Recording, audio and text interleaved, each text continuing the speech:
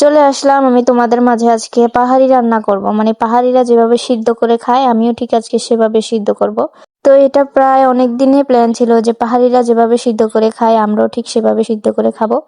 তো আমি এখানে নিয়ে নিয়েছি বরবটি, তারপরে নিয়েছি মূলার শাক, তারপর এখানে আমি পরিমাপ মতো মানে পানি দিয়ে দিব সিদ্ধ করার জন্য। তো এগুলো এখন আমি লবণ দিয়ে তারপরে একটু নাড়াচাড়া করে দিব। তারপর প্রায় 15 থেকে 20 মিনিট একটু সময় নিয়ে এখানে আমি মরিচগুলো দিয়ে দিব। মরিচগুলো দিয়ে আমি আরেকটু লবণ দিয়ে দিব।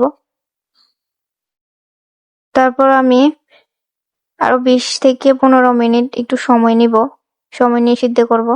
পাহাড়িরা মূলত সিদ্ধ করে খাবার খায় কেন জানেন? কারণ এগুলোর মধ্যে কোনো ভেজাল নাই, আর সিদ্ধ খাবারে প্রোটিনটা থাকে। আর আমরা যখন সবজি রান্না করি তখন বিভিন্ন ধরনের মশলা দিয়ে আমরা সবজির যে ভিটামিন আছে ওইগুলাকে আমরা নষ্ট করে ফেলি, মানে প্রোটিন গুলো আছে যে ওইগুলাকে আমরা নষ্ট করি। তো এখন আমি একটু পর পর এসে নাড়াচাড়া দিয়ে দিচ্ছি, কারণ ভালোভাবে সিদ্ধ না হলে আবার খেতে ভালো লাগবে না।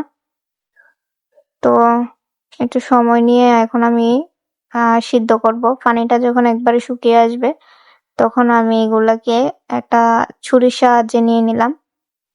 তো এখন আমি দিয়ে দিব ভেন্ডিগুলা। আর ভেন্ডি সিদ্ধ হতে বেশি সময় লাগে না। তো এখানে আমি ভেন্ডিগুলো দিয়ে দেওয়ার পরে এখানে পরিমাপ মতো লবণ দিয়ে দিব, কারণ লবণ না দিলে সিদ্ধ খেতে মজা লাগে না।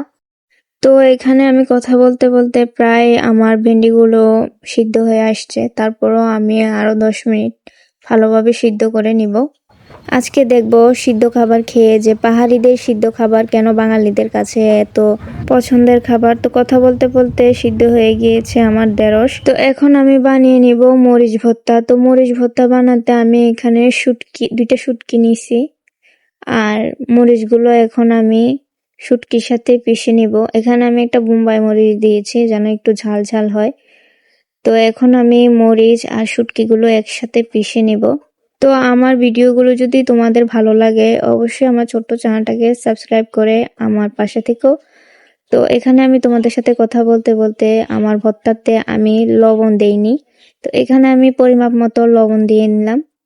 লবণ দিয়ে আমি আবারও একটু পিষে নিচ্ছি। তো এখন আমি সিদ্ধ সবজি দিয়ে আর এই যে মজার মজার ঝাল ঝাল ভর্তা দিয়ে 2 প্লেট ভাত খেয়ে নিব।